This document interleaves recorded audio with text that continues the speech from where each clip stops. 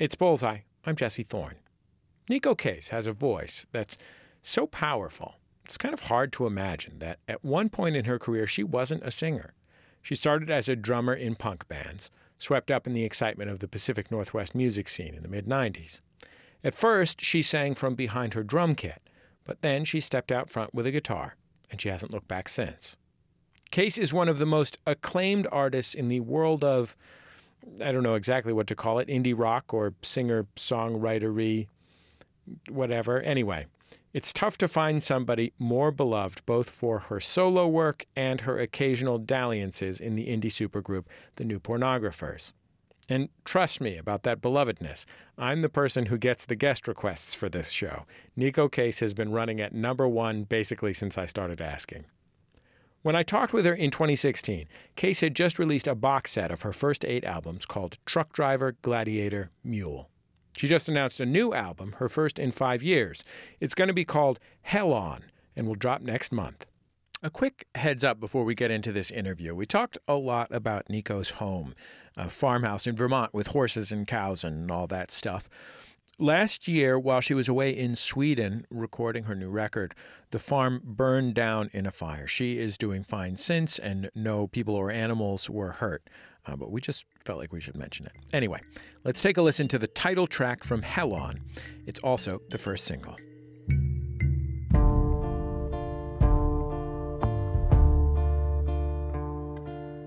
God is not a contract or a guide. God is an unspecified tide. You cannot time its tables. It sets no glass or gables.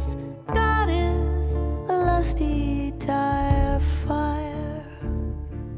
Its bristles scrape and strike the stage. Rock, paper, scissors, rage at mercy on the natural world.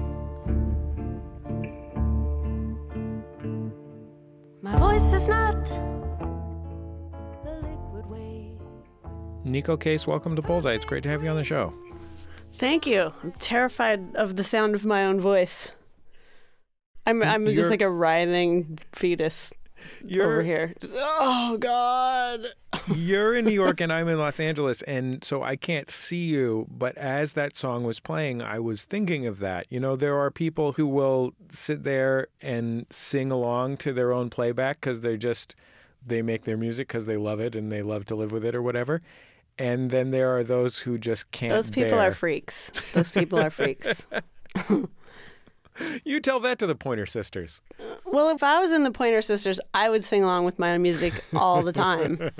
But sadly, I'm not. As a young woman, did you think I'm going to be a singer once they let me out from behind this drum kit? Or did you realize you had a voice later on in the game? Well, I always really liked singing a lot. It felt really good. And then I got in a band called Mule in Vancouver, and we were all writing songs together. And I remember writing, I don't remember which song it was, but I was like, well, who's going to sing this? And they were like, sing it yourself.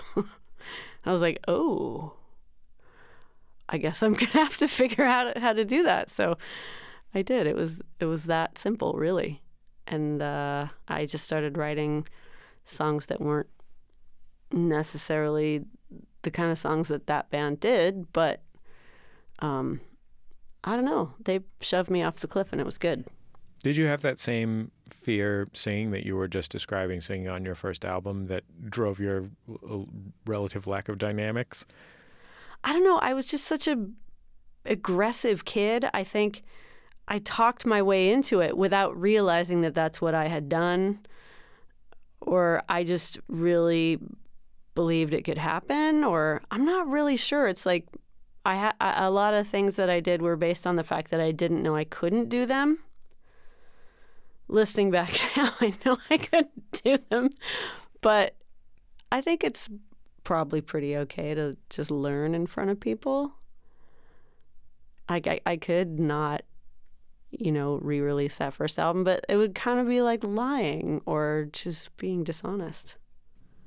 I feel like it must have been a very, I don't know, like a very particular experience to learn to sing on stage when you were often also playing drums, right? I mean, like, there's only there's like Lee Von Helm and Buddy Miles, and, there's like, it's hard. Yeah, and Phil Collins. Yeah, there you go, Phil Collins. Phil Collins is great at singing and playing drums. But, well, and Lee Von Helm, obviously, is kind of the end-all, be-all for me of singing and playing drums, because you can't hear his breathing change, which is a really, really, really difficult thing to do. It's like he holds his body in two separate compartments to do two different things. It's just as amazing as something like cyclical breathing or something like that. Or, I don't know, or Tuvan throat singing. Like, it's that amazing that you'd be able to make. It's hard enough to play drums and separate your hands and feet, but then to separate your breathing from breathing that's insane. That's an insane skill. It's also a very athletic thing to play drums. It is indeed. In a way that it is not to like play piano or play guitar. Maybe. I mean, guitar is like this weird Pilates holding, and then drums are more like this weird aerobicizing workout. Depending on how you play. I mean, some people barely move. Do you think that you sang differently when you played drums? Oh, yeah. I'm sure I was huffing along like a choo-choo train. I hope it's not what I think. I mean, it was really fun to sing and play drums because you do have to do weird compartmentalized kind of swoops and things to be able to breathe at a certain time when you change your hands over. Were you afraid to front a band? Were you at all self-conscious about being the center of the attention going on stage as Neko Case rather than going on stage as a member of a band? Oh, yeah, absolutely. And I didn't, being at the front of the stage, not holding anything, because I didn't start playing guitar at the front of the band. You don't know what to do with your hands ever, and that's really uncomfortable. You could hold the microphone as hard as you can, like you're worried about falling down, or I don't even remember what I did. I realized I kind of bounce up and down. And I didn't realize that until I saw this documentary called International Sweethearts of Rhythm about the International Sweethearts of Rhythm, who were an all-female big band kind of from the World War II era. And the band leader, she's the lead singer of the band. She holds a baton in her left hand, kind of behind her. But since she's singing to the audience, she kind of just bounces up and down. And I was like, holy, I do that. I wonder if that looks weird. It looks cool when she does it, but I don't know if I look very cool. But I still bounce up and down, and I'm definitely not able to shut that off. Do you like performing? Yeah, I like it a lot. It's not like anything else, And sometimes when your sound on stage is just right, you feel like what it would feel like if you were a fire hose and you could spray water really hard for a really long period of time.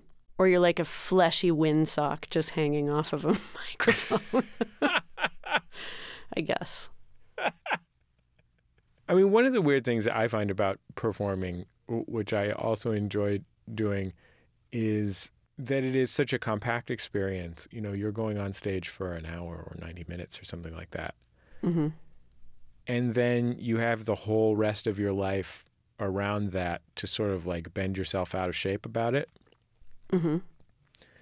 Have you gotten to the point in your performing career where you feel like when you are on tour or when you have shows coming up, you can, live within yourself like a normal person until it's time to go on stage? Or does that time on stage kind of reach back into the rest of your life and twist things up? Well, I don't have a stage persona and I'm not formal, so I feel like all day is kind of just my regular life. That doesn't mean that I don't think that it's, a really important part of my day, but it's the part of my day where I have to be the most focused. So, yeah, I don't know. It just kind of ends up, it's all kind of one in one seal a meal packet each day. And all your time is very accounted for and kind of military in a way.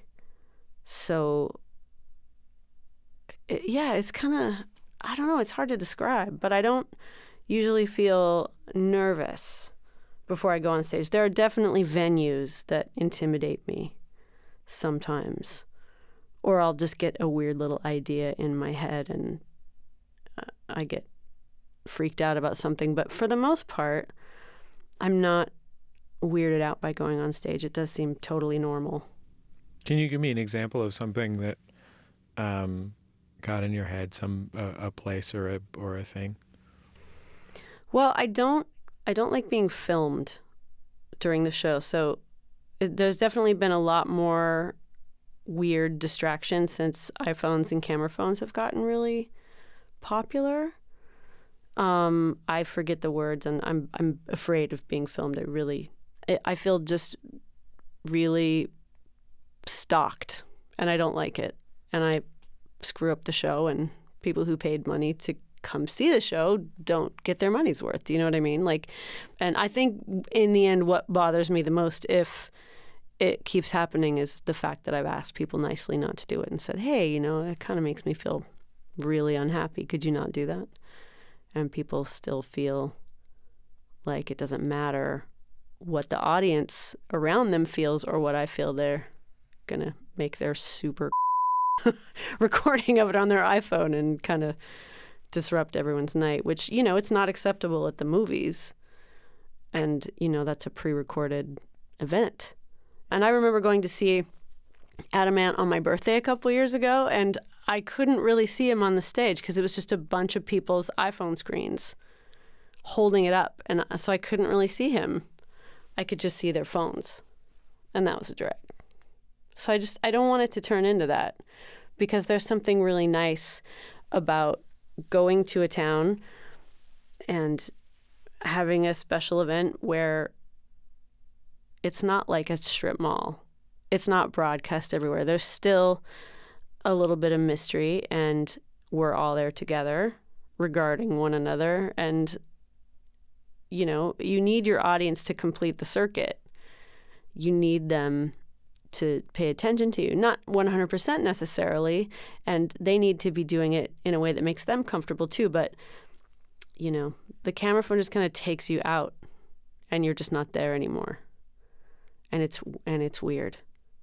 It's interesting to me because I would imagine, there's that you're kind of protecting that ephemerality of that experience, but it sounds like even more important to you is the kind of collective connection of being at a show, which is absolutely, it's not just someone taking themselves out of it, but the way that someone taking themselves out of that group experience can disconnect other people around them and potentially disconnect you. Yeah, and it makes other people angry, and they don't feel like it's their place to say so. I think it is. I think people should tell people to stop if they're doing it. And, maybe it's something to do with being a woman, but I don't like being photographed, and I don't like being filmed by strangers at all. I don't own the audience, and they don't own me. We're there together voluntarily. It's not I'm taking a piece of this right now, whether you like it or not. Because you're not, I don't know. It feels gross. Well, I wondered, since you mentioned pretty specifically about how it felt different to be to have people record you as a woman, for example, that there are some. Well, I think mine isn't maybe so much about being a woman so much as it is having to have dealt with stalkers. And there's just like a line that I don't want people to cross. And, the line is, just ask, please. I think that often if you are a musician or an entertainer, that question of the audience doesn't own me or just kind of self-determination and self-control, self-ownership, can be a really tough one. Not just with the audience, but because, you know, you have this relationship with a record company, you have this relationship with your art meaning things to people that might be different from what it means to you. How do you feel about the stuff, you know, the kind of self-determination that you have to give up in order to be an entertainer? Well, that's voluntary, and that's something that I don't mind giving up, you know, to a certain extent, and, you know, with cooperation from the audience, because obviously singing by myself is fun, but singing for other people who are listening feels like I'm actually involved with all of these other humans, and it feels really nice. But as far as the music industry goes, you know, all of these crazy technological changes are happening without consent from musicians ever. You know, ever since Napster and all those other things, you know, music is being given away, and there's streaming and you know, YouTube and stuff, which is great. But, you know, musicians get a lot of flack for people saying, you know, well, why don't you want to share your music? It's like, well, I would love to share my music, but it sure would be great if the people sharing my music would have asked my permission. You know, I've been in the music industry for a long time, and there was a lot of really crazy things about it that have, you know, been around since forever. Like, you're not owning your own copyright, etc., which is insane. It's insane if you wrote a song but somebody else gets to own it. I mean, you can let them do that, you know, but a lot of people never read the contracts. And, you know, musicians kind of made their own grave by not reading the contracts and not understanding them. But also, we didn't think we had a choice for many, many, many years. But if you don't educate yourself about what you're signing, it's kind of partly your own fault. It's like, I'm going to pay for this, but you're going to own my master? What? You know, that just doesn't make sense on any level. And in no other business would anybody accept something like that. Yet people have accepted it for a really, really, really long time. It's like somebody coming in and saying, oh, that's a really great house that you built. Yeah, we're letting all these people move in. Or I don't even know what a good metaphor for it is, but I'm sure that there would be ways that were a lot more beneficial for everyone if musicians had ever been consulted at any level. And we're not. The most tender place in my heart is for strangers. I know it's unkind, but my own blood is much too dangerous. Hanging round the ceiling half the time. Hanging round the ceiling half the time.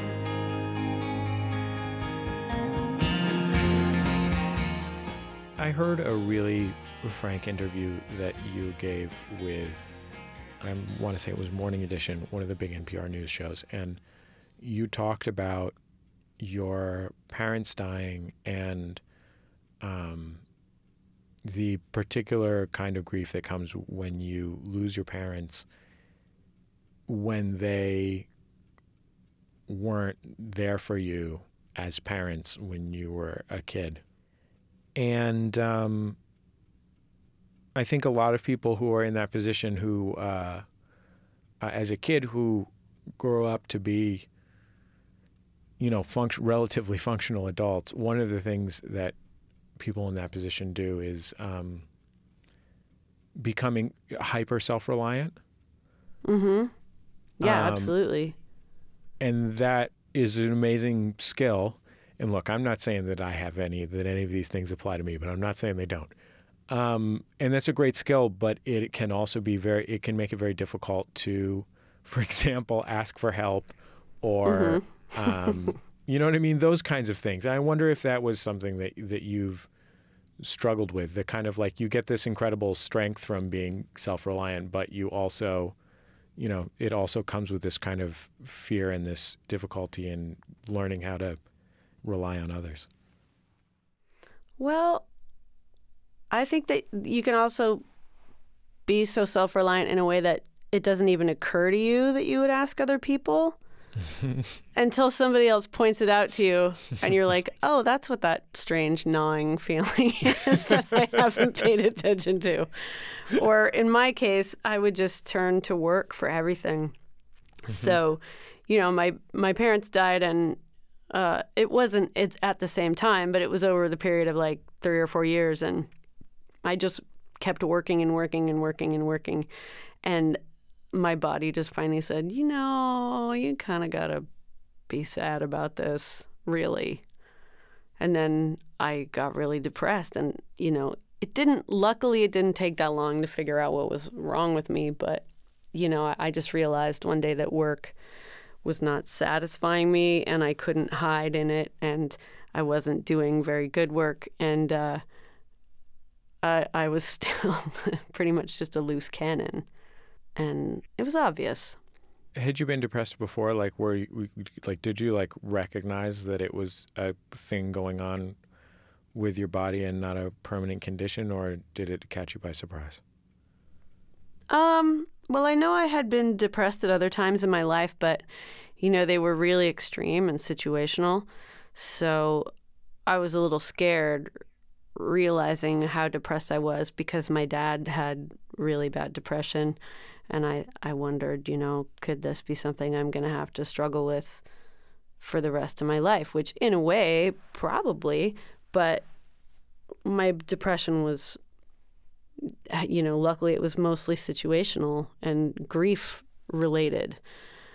But I had never been hit by something so hard because I'd always successfully kind of dodged around things. And when you're a younger person and a kid, you don't know any better. You don't know that you're surviving. You just think, oh, I'm just living. Shoo, got out of that. We're not going to look back at that. And you're just going on. And that works for however long it works for.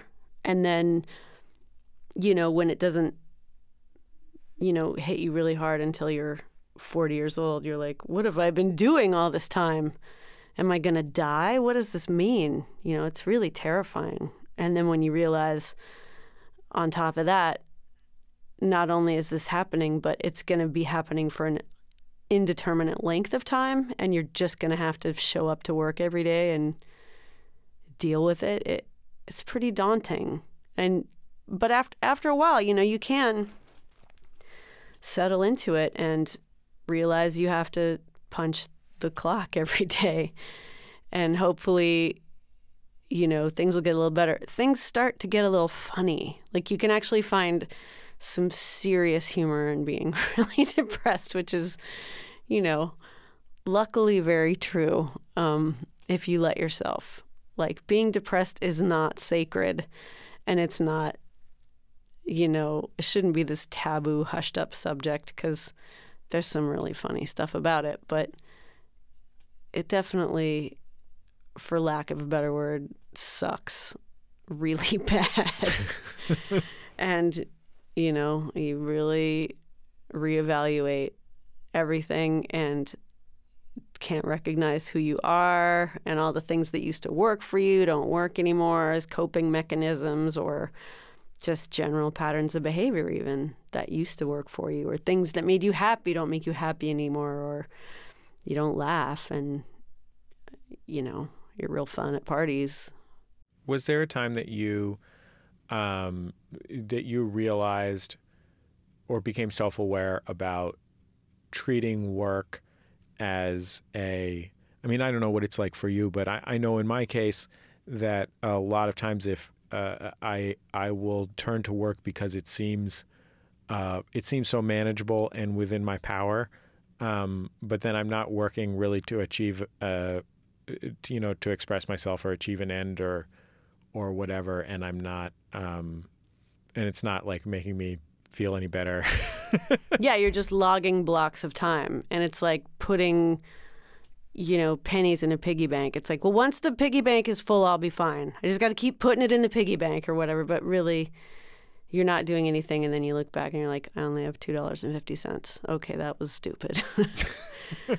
I guess there's a period of autopilot, which I don't know if it's bad or good. I don't know the psychology behind what happens when you go into the autopilot, because I'm not a psychologist or a psychiatrist. Like, I don't really know what that means. I did realize I was in it and I was self-aware, and I would try really hard to just remember things that did make me feel a little different that day, or less in a gray, foggy,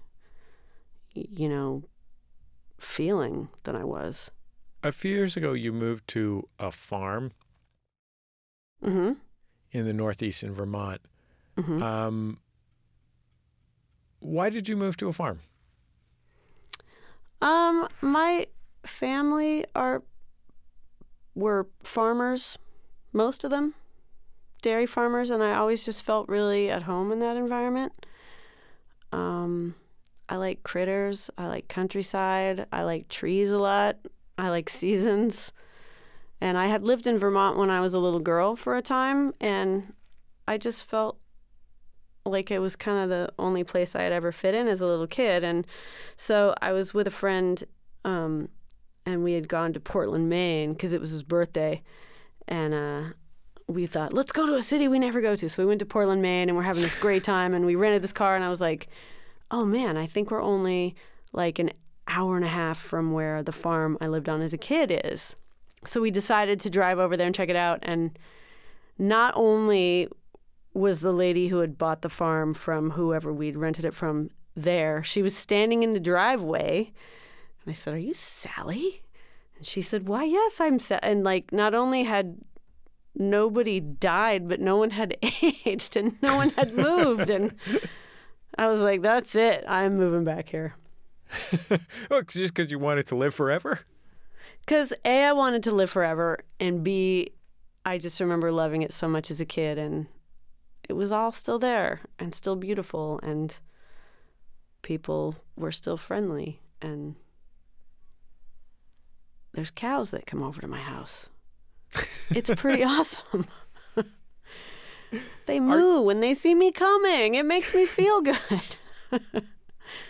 Their big brown eyes, Are you comfortable with the kind of like quiet and relative loneliness of living on a farm? Oh, yeah. I love it. There's just so many farms are not peaceful, quiet places at all. There's constant maintenance going on. So, and a lot of it is kind of emergency style. Like, the horse is out. Oh, good, it's dark. I'm going to have to go find the horse in the dark. Or, there's just always something going on. And a lot of the things are really exciting.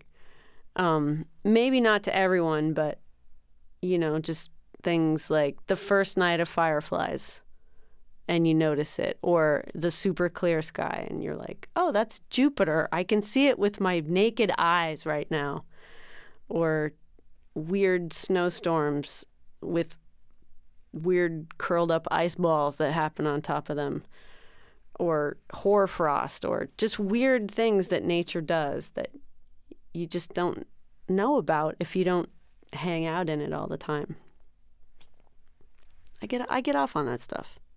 Do you feel like you do your work differently in the context of a farm full of animals in Vermont? Like, does it affect your day-to-day life so much that it affects your art? Yeah, I think the process of making things like songs is a lot easier in the fact that you have to go outside. You can't lose yourself in it so hard that you kind of neglect your basic human health needs, which, I've had the experience of suddenly you look up and it's 2 days later and you're standing on your bed in your underwear trying to figure out what chord goes next in this chorus or whatever, and you haven't washed your face or hair. and you realize all you've eaten is like a jumbo box of Cheez-Its or something. Whereas at home, on the farm, you have to feed animals and go out and walk them and check on things. And I generally try to walk around in the woods every day. So it kind of forces you to be a little more healthy in that regard. Because I can get super tunnel vision in a way that's not that healthy. Have you ever tapped a maple tree? No. No, my neighbors all have that covered, though, so I would be a redundant tapper if I did that. Do you want to hear my idea for the name of an album by a rapper from Vermont that I think about a lot, like probably too much? Have you copyrighted this idea? I don't think you have to copyright it affirmatively. You just have to document it now. Okay, go ahead. It's the 21st century. I'm so ready. It's like, do you know who Pen and Pixel are? They made the No Limit Records album covers. Like if you think of a sort of stereotypical hip hop album cover from like 2000, with like a lot of like a big Bentley and like a gold font across the top and a black I know background. exactly what you're talking about. Big dollar signs. Exactly. So it's pythons, designed by them. In my mind, spandex and boobies. In my mind, it's designed by them, the album cover, and it's called Tappin' Mapes and Stackin' Papes. It means he's really rich from maple syrup. That's a pretty good idea, right? You're a professional musician. It is a really super good idea. Thank you very much, Neko. Have you got the album written? Yeah. No, well, I mean, I'm not a rapper, and I'm from California. I'm not from Vermont, so I feel like this is something that I'm prepared to give to the first great rapper from Vermont, and I'm prepared to wait. I don't know if I've ever seen anyone that lives near me charge money for syrup. I think it's all they trade everything. Well, it could be metaphorical. I don't know. Stacking papes, like you're getting rich in spirit.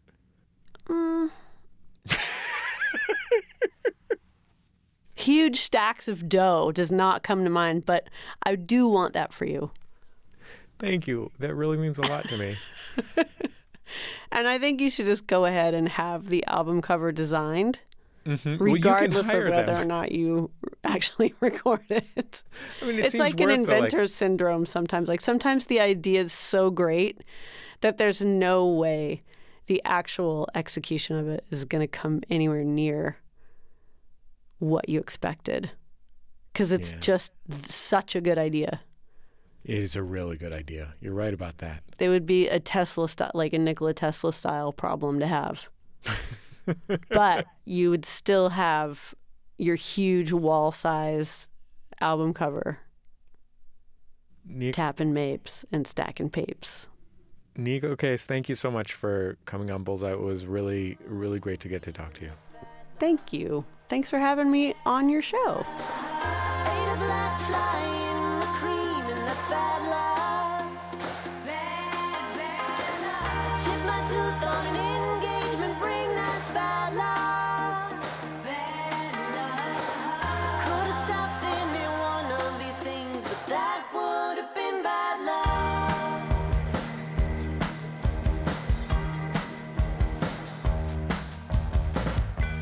Neko Case from 2016.